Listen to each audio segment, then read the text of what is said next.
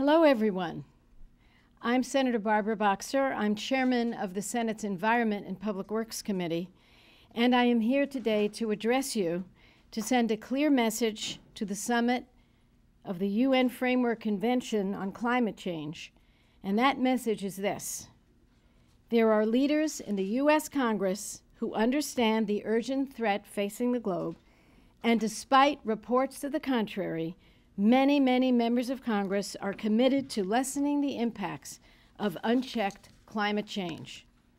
I'm speaking to you today from Washington, D.C. because the business of the Congress requires me to be here this week. My remarks today will be distributed by my staff who are representing me in Durban.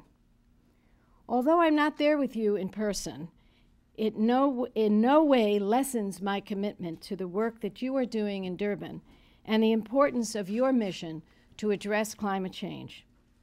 The massive threat to the environment and human health that is posed by climate change requires us to put aside our partisan differences, to find common ground, and to demand immediate international action.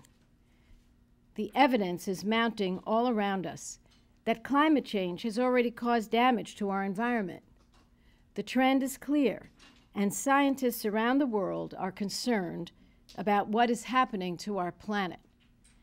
Climate scientists predict increased precipitation, stronger storms, increased drought. In the U.S. this year, we have seen a record number of weather-related disasters. The National Oceanic and Atmospheric Administration, NOAA, has tracked the cost of damage from weather events for decades and found that in 2011, through the month of August, there were 10 disasters causing a loss of $1 billion or more, setting a new record. These include record flooding in the Missouri River Basin that damaged thousands of homes and acres of valuable farmland. Historic flooding in the Mississippi River caused by rain 300% above normal. Droughts, heat waves, and wildfires across the southern plains and southwest that destroyed thousands of homes and thousands of other buildings. More than 800 tornadoes across the Midwest, the Southeast, and Ohio Valley, including several that struck major metropolitan areas. Forests across the West have been ravaged as warmer winters and harsher droughts have contributed to an increase in insect infestation and disease that have impacted millions of acres. As we begin to see these impacts, the trends for the future should cause great concern. According to the World Meteorological Organization, 13, and that's what this chart is about, 13 of the warmest years on record have occurred in the last 15 years. Let me repeat that. 13 of the warmest years on record have all occurred in the last 15 years. According to the Global Carbon Project, greenhouse gas emissions rose 5.9% in 2010, the largest jump in emissions in any year since the Industrial Revolution began. According to the International Energy Agency, the world is on track for a nearly 11-degree Fahrenheit increase in temperature, which the IEA has said would be, quote, catastrophic for all of us. An 11-degree increase. Let's imagine that.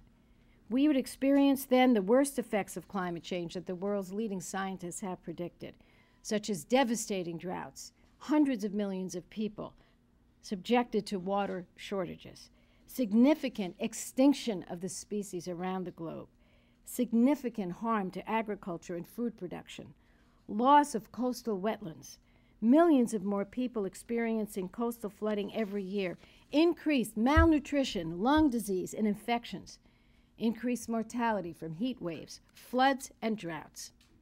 A recent report by the Union of Concerned Scientists demonstrated the public health consequences of increased ozone pollution caused by higher temperatures. They predict that in 2020, increased ozone associated with warmer temperatures could cause $5.4 billion in increased health costs, 2.8 million more acute respiratory symptoms, 944,000 more missed school days, and 3,700 more seniors and 1,400 more infants hospitalized for respiratory problems. So we must all work together to make sure this doesn't come to pass. But we're clearly on notice of just how high the stakes are. While time has grown short, it is not too late. The message I have for climate deniers is straightforward. You are endangering humankind. It is time for climate deniers to face reality because the body of evidence is overwhelming and the world's leading scientists agree.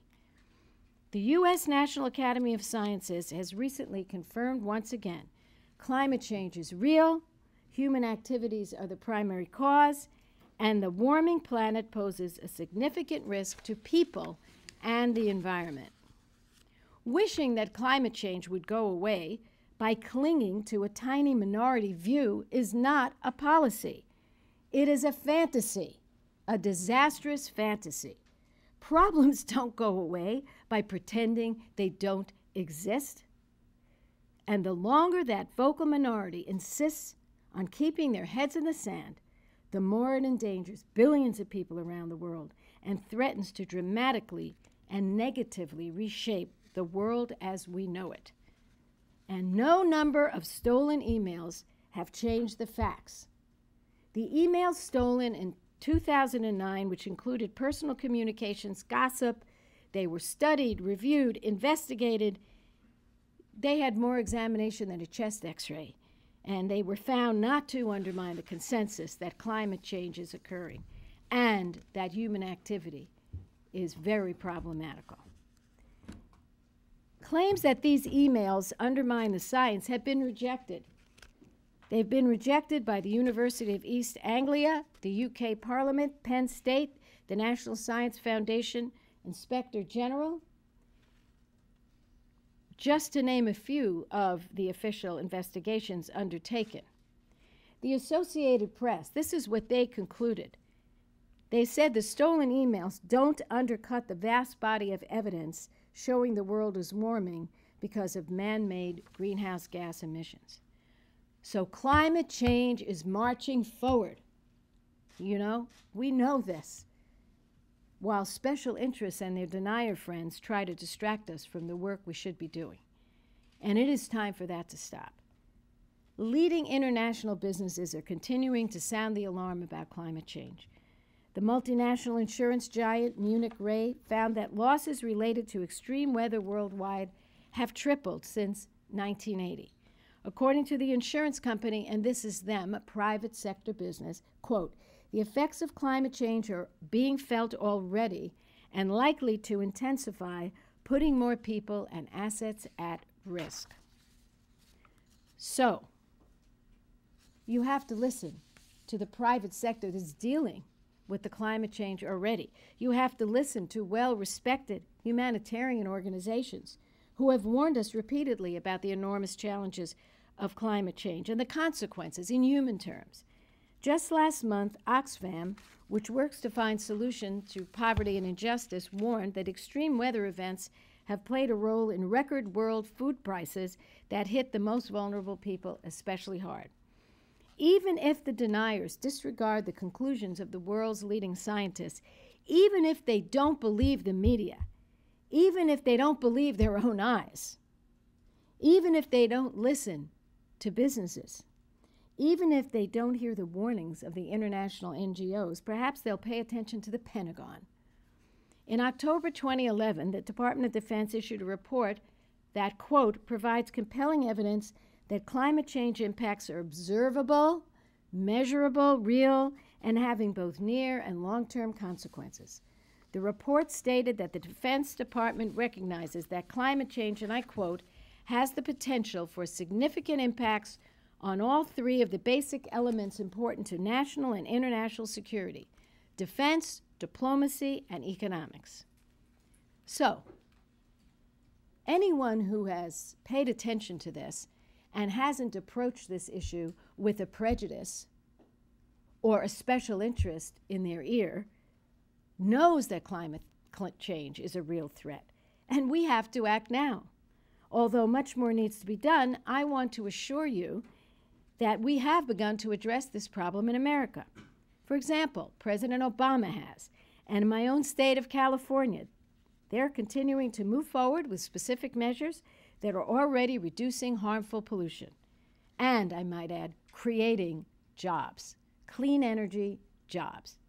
California has an initiative to install 1 million solar roofs. Think about the person power that involves and how many people will be put to work doing that. And I will say that this source, solar, will be part of the solution to our state's energy needs, as will wind and geothermal. California is also taking important steps to reduce pollution that contributes to climate change. The California Air Resources Board this year moved forward with a landmark program to reduce greenhouse gas emissions. Now, here's what happened in California. A few well-funded special interests, big oil mostly, sought to overturn that initiative. But over 60% of California voters rejected their efforts after scientists and doctors and health experts made it clear that we cannot afford to turn our backs on this dangerous threat. So the people spoke in California, our largest state, the state I'm proud to represent with Senator Feinstein, and they said, we believe this is real, and we're going to continue to act. The Obama administration is cutting greenhouse gases by requiring car companies to increase the fuel economy for cars and trucks. It's a major initiative. These new standards will reduce over 6 billion metric tons of emissions while saving consumers $1.7 trillion. So when you get off of that dirty energy, you save money, you save lives, and you save us from the ravages of climate change. The Obama administration has also stepped up with policies designed to move toward clean energy and energy efficiency. As chairman of the Senate Environment and Public Works Committee, today, as I speak to you in Durban, I reaffirm my commitment to work as hard as I can to reduce the dangerous air pollution that causes climate change and harms the health and the safety of the people around the world. Last week, I was pleased to address a group of religious leaders who met in the Environment and Public Works meeting room. And they talked about the morality of this issue, and I agree with them. It is a moral issue on top of everything else. Yesterday, I joined 15 of my colleagues in the Senate on a letter to Secretary of State Clinton supporting a strong and ambitious outcome at the summit there in Durban. So good things are happening, but not enough good things are happening. The nations of the world must work together to solve this problem.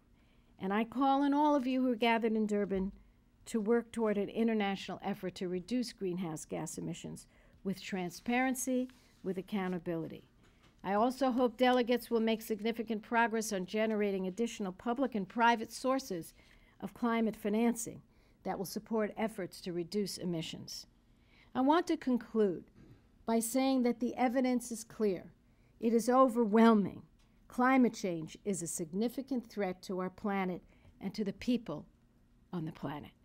The time for talk has passed. The time for deniers, their day is over. The need for action is now. It is our moral obligation and our legislative responsibility here to address this enormous global challenge.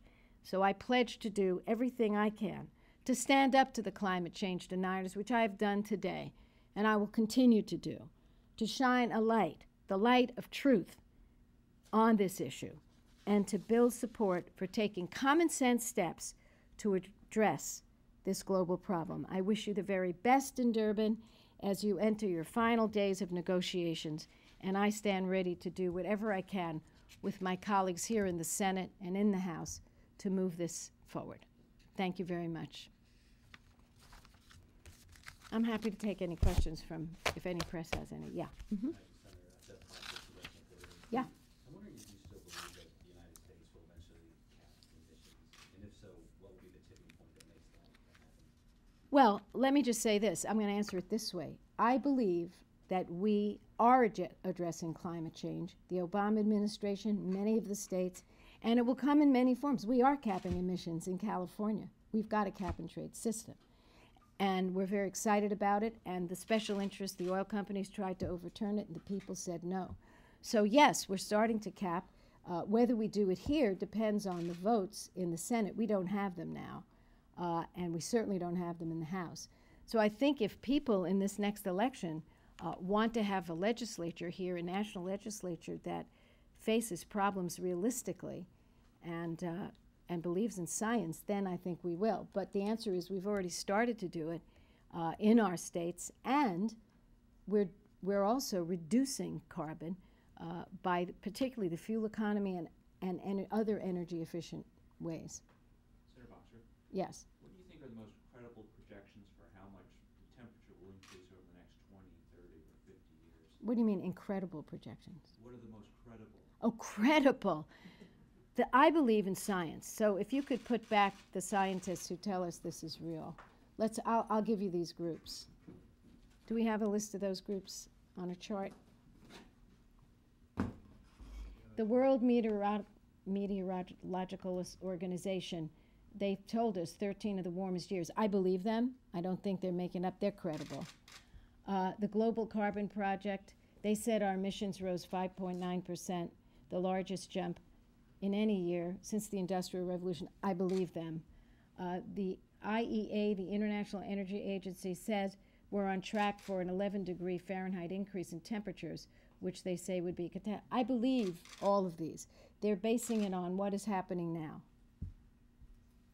And by the way, there's NOAA. Where are the other groups? Do you have a list? What I was going to say is the International Energy Agency is the Yeah. one that just put forward at the beginning of The 11 degrees. 11, and Yeah. they believe that on the same trajectory, that is a high probability. But these are all probabilities. What is the time frame? 2100 to 11. But it depends. There are a lot of different ways. That's the example, I believe. But there's a lot of different ways it can be analyzed. But what they're basically saying is what's being built now is going to result in a certain level of emissions. Anybody else have questions for me? Yeah. So do you have any plans in EPW to address some of these issues? Well, actually, we're working with a group of senators from across different committees. Every Tuesday we meet and call it the Tuesday 12 group. And we have there the chairman of the Energy Committee, myself, the chairman of the EPW, chairman of the Foreign Relations Committee, and who else, Bettina? We've had other chairmen there. We've had chairman of Homeland Security. So we've had 4, excuse me? Agriculture, veterans, homeland And security, yeah, energy. agriculture veterans. So we have like 6 committee chairmen who are very involved. So we're all working together. And one of the things that we want to do very much in a very pragmatic action is to team together, and we have, to move forward with the extenders, the tax extenders that deal with making sure that we have these refundable tax credits for renewable energy, and also manufacturing tax credits for some of the advanced technologies like advanced batteries. We also support the continuation of the wind, the treatment of investors in wind and solar. So that is what we're doing now. We're not waiting for committee hearings or meetings. We are working to make sure that those extenders, most of which actually run out this year, are put in the package of extenders. So we're working with Senator Reid, Senator Baucus. There's a big group of us. I'm happy to give you all the names of the people. Senator Whitehouse is involved. Both Udalls are involved. Cardin is involved. Sanders is involved. Shaheen is involved. Many of us. And that's what we're doing now as our major focus. But we have formed 6 different little working groups on 6 different parts of this. But this is our first thing. And you'll also see many more discussions on the floor about this issue and how it shouldn't be neglected. And Senator Sanders is heading up the group that is going to organize us for those floor debates. So we're very active right now. Senator Boxer, Katie Yeah. Conley, KBC State. Really, I think I know. In many ways, the Solyndra debacle has really Mhm. been used to sour the public on the idea of federal investment in renewable energy. And I'm just wondering, what do you do to counteract that? Well, you tell the truth. And the truth is, when we set up this program, we set aside, I believe it was $1 billion or $2 billion in case there were some of these investments didn't pan out. Now, the reason Solyndra happened if there's any hanky-panky there, everyone's looking for it, and if there was, we'll find out. But most people say that what happened was there was a plunging in the price of certain of the materials, and that adversely impacted Solyndra. But just like everything else, you know, the first flight to the moon was a disaster. We didn't walk away. We have a goal, and that's to get off imported oil and help us with climate change. But the main issue is get off imported oil. If we walk away because 1 or 2 or 3 companies out of many have a problem, then we would have walked away from going to the moon, even though we lost a lot of money on a lot of the failed experiments. We also would have walked away many times finding a cure for AIDS. We would walk away from the research grants for cancer because many of them don't pan out. But your point is well taken. The other side, the deniers and the special interests that are backed by big oil, who I want to remind everybody, made sure that when the automobile was invented, we no longer had a railroad system. They're at work.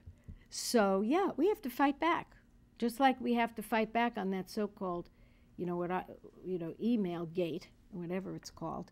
It's ridiculous. We have to fight back. But you're absolutely right. This isn't smooth. There'll be ups and downs. There'll be things we have to explain. And I tell the truth to people. I say, that's right. That didn't work out. That's why we set aside in this program $2 billion. But we're moving forward. We cannot give up the goal of energy independence. Because if we do, we're going to be beholden to the worst dictators of the world. And we cannot give up on the fight for clean air. Because if we do, people will be wheezing their way into the hospital room. So there'll be setbacks, but we tell the people the truth. Anybody else? Thank you very much.